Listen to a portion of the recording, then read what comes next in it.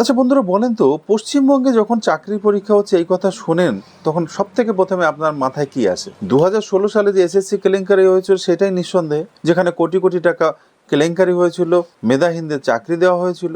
এই দাগ কিন্তু এখনো মুছেনি। তাই এইবার যখন এসএসসি পরীক্ষা, তখন স্বাভাবিকভাবেই প্রশাসনের উপরে যে দাগ লেগেছিল, এসএসসির উপর যে দাগ লেগেছিল, সেটা মেটানোর একটা অত্যন্ত উতগ্র চেষ্টা দেখা যাচ্ছে। এবারে পরীক্ষা আজ 7ই সেপ্টেম্বর। আজ নবম দশম শ্রেণীর যে শিক্ষক তাদের নিয়োগের পরীক্ষা। টোটাল ক্যান্ডিডেট রয়েছেন 3,19,999 মতো এবং সেন্টার রয়েছে 366টা। আর আগামী 14ই সেপ্টেম্বর একাদশ দ্বাদশ শ্রেণীর যে শিক্ষক নিয়োগ তার পরীক্ষা হবে। সেখানে মোট ক্যান্ডিডেট রয়েছে 2,46,500 জন, সেন্টার রয়েছে 478টা। মোট শূন্যপদ রয়েছে 35,000-এর কিছু বেশি।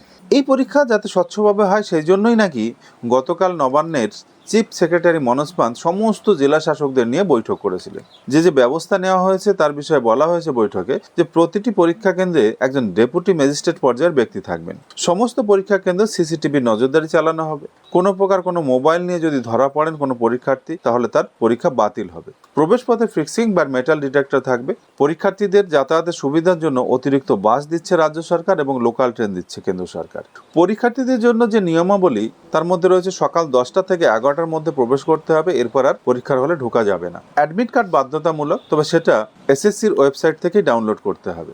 11:45-এর মধ্যে আসনে বসতে হবে। পরীক্ষা চলবে 12টা থেকে 2টো পর্যন্ত।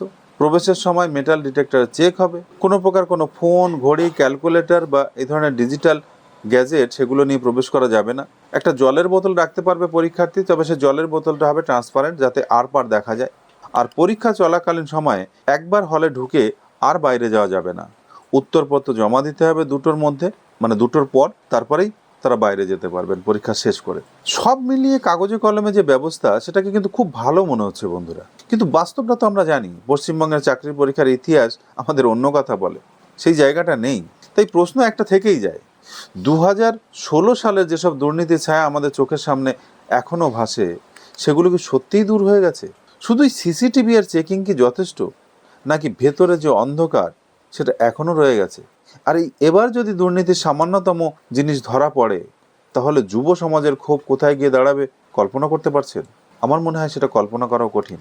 তাহলে বন্ধুরা, আপনারা কি মনে করছেন, এবারে এসএসসি পরীক্ষা কি সত্যি দুর্নীতিমুক্ত হবে, নাকি এবারও রাজনীতি আর টাকার খেলা শুরু হয়ে যাবে?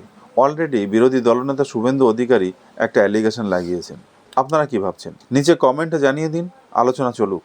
আর ভিডিওটা যদি ভালো লেগে থাকে তাহলে লাইক করুন, শেয়ার করুন আর সাবস্ক্রাইব করতে ভুলবেন না আমাদের সুমন্ত আনপ্লাগ চ্যানেলটা। দেখা হবে পরের ভিডিওতে। ততক্ষণ পর্যন্ত ভালো থাকবেন, সুস্থ থাকবেন।